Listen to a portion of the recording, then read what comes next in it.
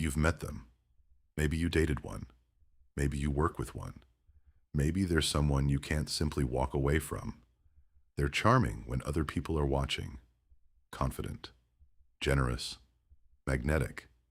But somehow, after every conversation, you're the one questioning yourself.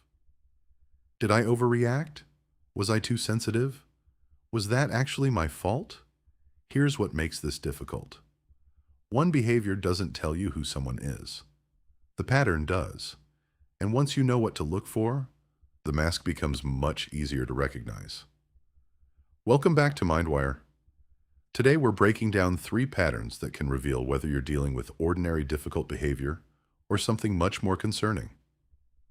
And stay until the end, because the final test isn't about what someone says when you agree with them.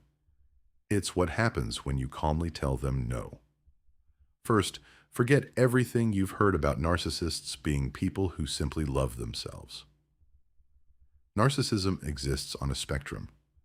People can display narcissistic traits without having a personality disorder. And narcissistic personality disorder is a clinical diagnosis that can't be determined from a YouTube video or a handful of behaviors. So we're not diagnosing anyone, we're looking for patterns of behavior. You may also hear about something called the dark triad: narcissism, Machiavellianism, and psychopathy. They're different traits, but they can overlap in certain interpersonal behaviors, including manipulation, entitlement, antagonism, and reduced concern for other people's needs. And that's where this gets interesting, because you don't need to know someone's diagnosis to recognize when a relationship is becoming unhealthy. You only need to watch the pattern. Ask yourself, do I consistently leave interactions with this person feeling smaller, confused, guilty, or responsible for emotions that aren't mine? One conversation proves nothing. A repeated pattern deserves attention. Lesson 1. Watch the intensity. Some unhealthy relationships don't begin with obvious hostility. They begin with extraordinary attention, constant messages, rapid emotional closeness, grand compliments, promises about the future. You're suddenly told you're different from everyone else. This behavior is often called love bombing. And here's the important distinction. Intense affection isn't automatically manipulation. Someone can simply be excited about you. The question is, what happens when you slow things down? I'd rather take this slowly. That's the test. You need time alone. You don't answer immediately. You disagree with something. Do they respect that? Or does the warmth suddenly turn into pressure? Guilt? Anger? Accusations that you don't care? That's much more informative than how romantic they were during the first week, because healthy connection can tolerate boundaries. It doesn't require constant acceleration. So ask yourself, are they building trust over time, or trying to create emotional intensity before trust has had time to develop? Don't judge the flowers. Watch what happens when you stop accepting them. Remember this: intensity isn't proof of love. Consistency is evidence worth watching. Lesson 2. Watch what happens after admiration. A relationship can begin with enormous praise. Then something changes. The compliments become criticism. The jokes become insults. Your achievements become competition. Your needs become inconveniences. And disagreements somehow become evidence that you're selfish, difficult, ungrateful, or the problem. This doesn't automatically mean narcissism, but repeated idealization followed by devaluation is a pattern worth taking seriously.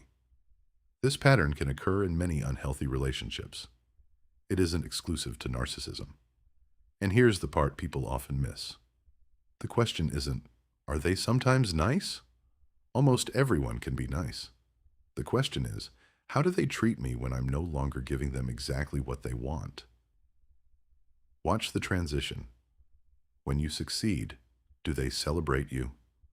Or do they immediately tell you why your achievement isn't that impressive? When you're struggling, do they support you?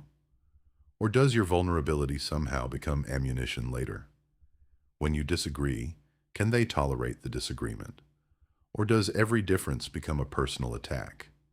This is where patterns become more important than isolated moments. A difficult conversation is normal. A repeated pattern of belittling, guilt, retaliation, or manipulation is different. And if affection repeatedly appears after mistreatment, pay attention.